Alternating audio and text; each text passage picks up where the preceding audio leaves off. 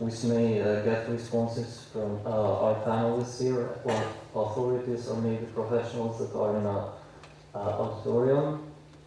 As future professionals, we must have information and have a critical view on issues regarding the city. We know that there are between 1 and 2 billion buildings in our planet, and architects are not involved in the creation of most of these buildings. Instead, the houses and other places are constructed by many ordinary people, so-called self-builders inhabiting the world. These people, with their self-gained knowledge of the places and knowledge on how to construct shelters, have developed their own spaces and their own architectures. And the majority of these self-builders are from countries in transition, and Kosovo is not an exception from this. So no matter what architects think or urban planners do, somebody else is doing something more interesting than architects would ever dream of.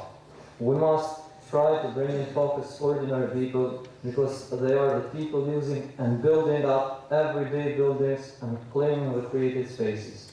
Taking into account this, I would like to question, how far can architects or urban planners go? Do they need to keep this course going as far as they can, underestimating the importance of people and their needs? What's important for us as professionals? Politicians, architects, urban planners, and builders try to impose their knowledge, right? But do they have to impose it, or maybe it's better to exchange it?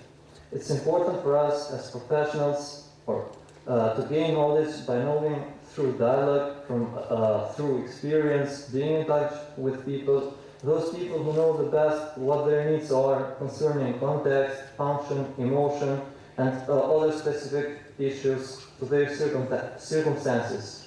Architects and planners need to find power in people. In 2004, Prishtina approved its strategic plan, a plan which has been spoken a lot and for which arise numerous questions. After 6 years, I would like to entitle some concerns. How real is that plan? Does it meet the needs of people? A good plan has to involve as much people as possible. That way, so people are in main focus. This strategic plan, more than guiding Prishtina to become a functional city, is destroying it. It's fragmenting city, and it's separating people. There is no involvement of community in the process of planning. Even there, where the community is involved, they are involved because of personal interest, own benefit, not for a social benefit. So these days, Prishtina has still no identity. 11 years after the war, 6 years after the approval of plan, Prishtina still faces basic problems. In Prishtina, still there is no water, there is no heating, no functional elevators, no parking places. Situation reflects not only stagnancy where the society is, but also the state of the architects and urban planners, including their responsibility for the situation created. In every era of change, Prishtina has lost more than it has won. Prishtina has lost its soul. So what shall we do? We have to raise our social awareness. We need to improve our education system. We need to have more space for action. We need to be involved in decision making, because we are users, we are young Europeans, a country where majority of people are under 30 years. I believe that our generation and generations to come have right over our future. We need to put our effort to move things forward. So let us build our future. Thank you.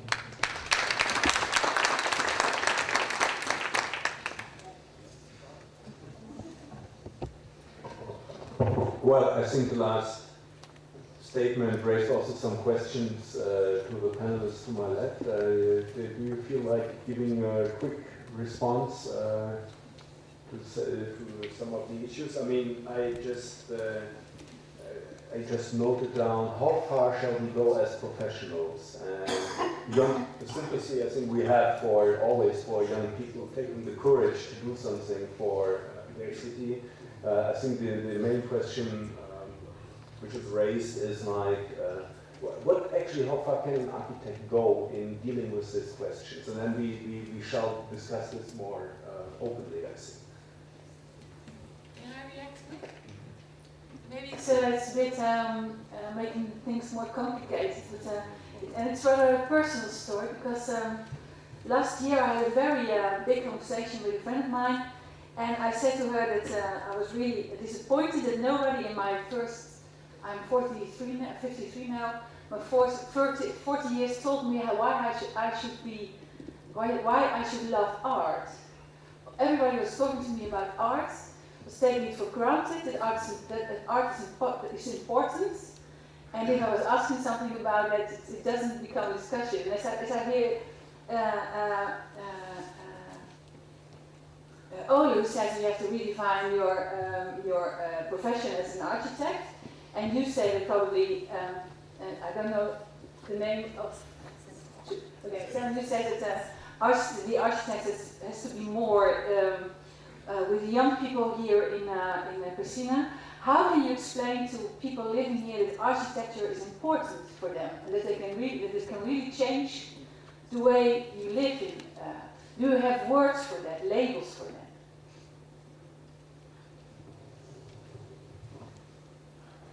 Very complicated question, I'm afraid. Do you think you will answer to it in a sense? No? Okay. I know it's a complicated question.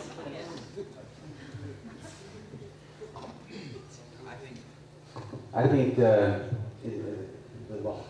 asked me to respond directly to this fierce statement. I think it was a strong statement. 50% back talk, and 50% let's say realistic.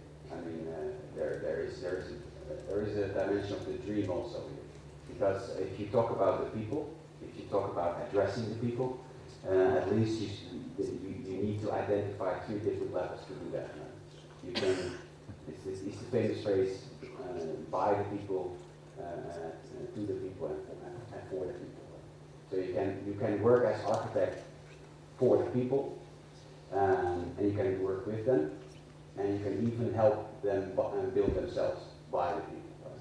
So if you think about the future of Prishtina, and you think about this large majority of young people that they are going to do it, they will be the backbone of the future, then at least I think it's important to distinguish what, as an architect, as a professional, would you like to give them as a role?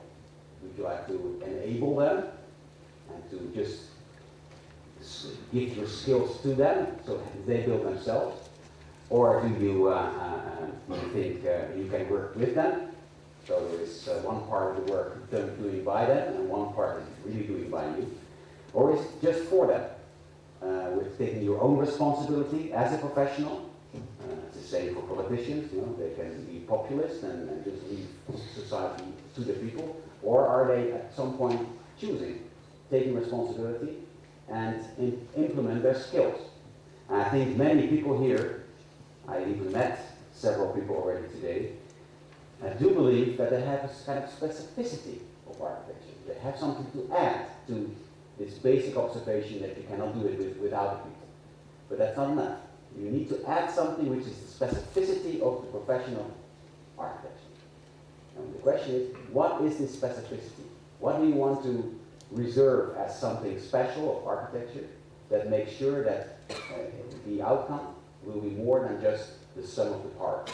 The sum of the parts of many people being involved and doing many different things, and still the outcome is the sum of the parts. How can you make sure that the whole is more than the sum of the parts? Is that what architecture can do? That is a counter question. Where are you, right? You can do fact talk, but we can do fact talk fast like an architect. This is time for architecture to create the future of Prishtina. And what would that mean?